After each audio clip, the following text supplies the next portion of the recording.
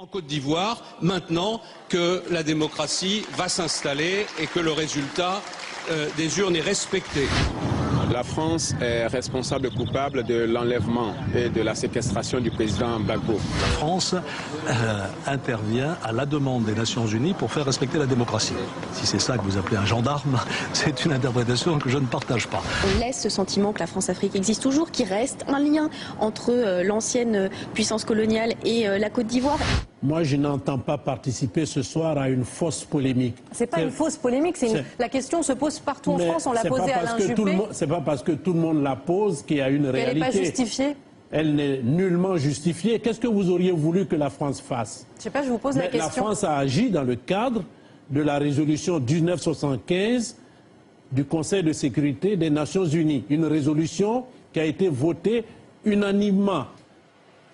Jacques Vergès, puisqu'on ne vous a pas entendu et que ça avait l'air Je crois que là-dessus, ce qui ressort très simplement de cette discussion, c'est que la France, pays modèle, il n'y a pas de chômeurs en France, il n'y a pas de SDF, il n'y a pas de Roms qu'on expulse.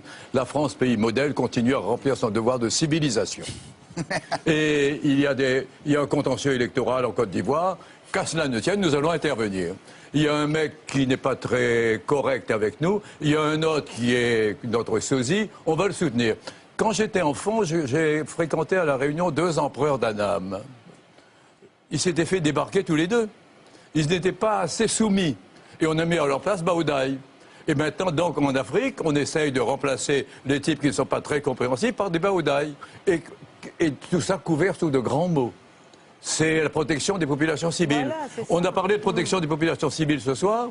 On n'a pas parlé des 600 ou 800 personnes tuées à Duéko par les hommes de Ouattara, l'icône démocratique. Ouattara l'a dit lui-même, il a dit qu'il y aurait des enquêtes sur ces massacres, y compris sur ses propres. Il a dit qu'il y aurait des enquêtes. L'enquête est faite par l'ONU. L'ONU conclut à leur culpabilité. Il avait à les condamner.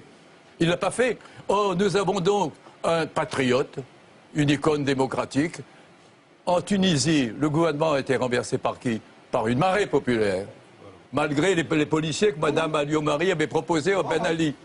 En Égypte, le gouvernement a été renversé par une marée populaire. Y a-t-il une marée populaire en Côte d'Ivoire pour amener M. Ouattara au pouvoir? Non, c'est une armée équipée par la France, avec des conseillers français qui a essayé... Il y a eu une élection, je sais bien que vous n'êtes pas d'accord avec les conclusions. Il y a eu une élection. J'ai sorti un bouquin avec Roland Dumas. On voit ici les feuilles les procès-verbaux des élections. Vous étiez venu les montrer sur ce plateau, d'ailleurs. Inscrit 500. Maître. Attendez, si vous me permettez. Je vous en prie. Inscrit 500. Votant 520. Ouattara 520. Gbagbo 0.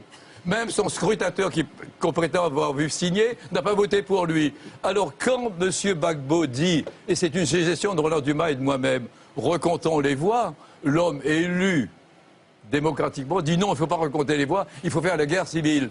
Et la guerre civile, c'est ça. Ici, par exemple, nous avons un mensonge. Quand on dit Ouattara, les troupes de Ouattara ont arrêté Gbagbo, c'est faux. L'armée française, c'est Ouattara a appelé l'armée française à la rescousse. Imaginez un patriote français qui appelle une armée européenne à la rescousse pour prendre le pouvoir. Et donc il tue ensuite des gens. Jacques Vergès, Laurent Gbagbo, à ce moment-là, vous a appelé à la rescousse, vous et Roland Dumas.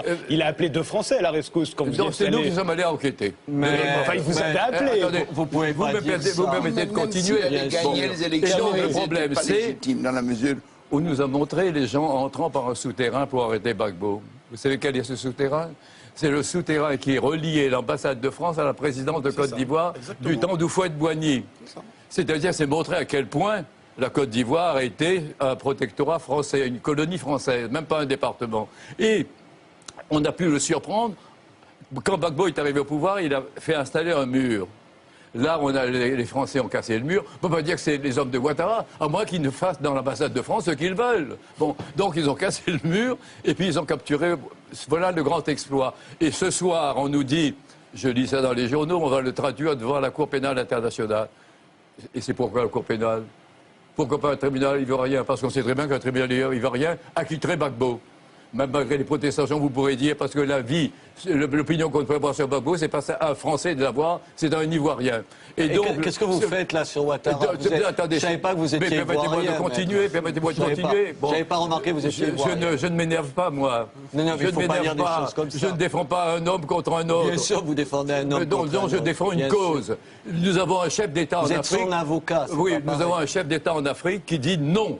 Et on dit ce n'est pas possible qu'un nègre nous dise non, bon Dieu. Il n'a jamais dit non à rien, Gbagbo. Et donc, à ce moment-là, on a notre type bien vêtu, formé au FMI, et il est gentil, et on va le mettre à la place. C'est la France remplaçant l'empereur Tantaï ou l'empereur Zutan par Baoudaï. Ça va continuer nous avons là un Baoudaï, nous on a installé un Baoudaï. Et parce que, ne dites pas qu'il était populaire, on n'est pas populaire quand on appelle l'armée française à la rescousse pour prendre le pouvoir, nom de Dieu.